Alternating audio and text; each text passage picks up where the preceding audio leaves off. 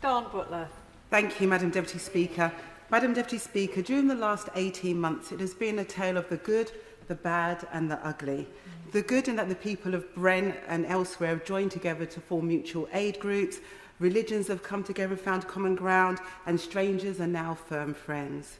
The bad in this government's catastrophic handling of the pandemic, the mixed messages, corruption in plain sight, and the authoritarian laws and erosion of our democracy. And the ugly. Racism has reared its ugly head in society, spurred on by government reports and the hyping up of the culture war and the war on woke. And whilst the NHS was coping with 130,000 people dying from the pandemic, the Prime Minister was making his mates rich. Cronyism is rife, old chums are given jobs regardless of their skill set and some a little bit on the side. This has been one big experiment for this corrupt, authoritarian, racist-enabling government, and I'm not scared, Madam Deputy Speaker, of saying it like it is. The government said we need to talk about class, so let's do it. Let's call it out, this toxic elitism once and for all. Highlight Byline Times, Good Law Project, Novara Media, Open Democracy, Amnesty, Liberty, all exposing the government, and the government's response is to spend public money defending the indispensable. Funny how there's no money for the NHS staff, but £1 billion of COVID contracts have been awarded to Conservative donors. Ministers were not involved, we were told, but then Good Law Project exposed emails from the Prime Minister's advisers and the Home Secretary lobbying for money.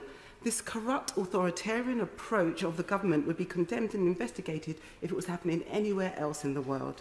The 1% believe they owe nothing to society. They don't believe in the NHS because they don't support it. But this week I spoke to oral youth writer Manuel Nadim. She wrote, "Let anti-racism be both common logic and law. May we have more accountability than apologies. May performative placeholders posts be followed by policy.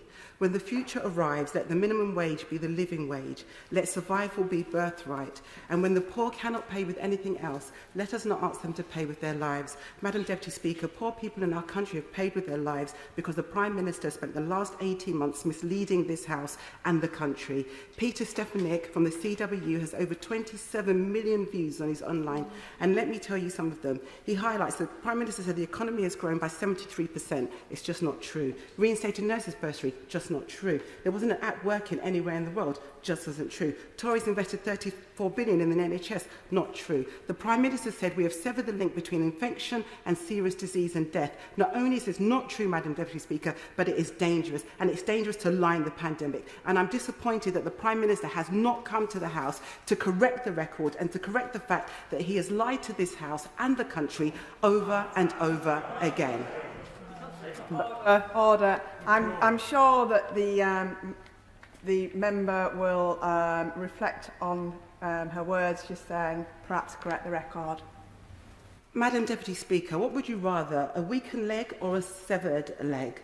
You know, at the end of the day, the Prime Minister has lied to this House time and time again. And it's funny that we get in trouble in this place for calling out the lie rather than the person lying. Order, order, order. Order. Can you please reflect on your words and withdraw your remarks? Deputy Speaker, I've reflected on my words, and somebody needs to tell the truth in this House that the Prime Minister has lied.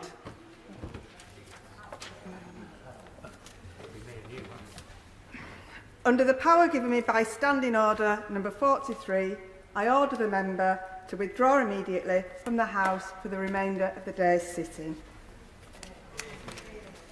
I call Tom Randall. Thank you, Madam Deputy Speaker. On perhaps a slightly lighter note, I hope that before the House adjourns today, we can celebrate the colourful display that we can currently see in Parliament Square. Tomorrow is historic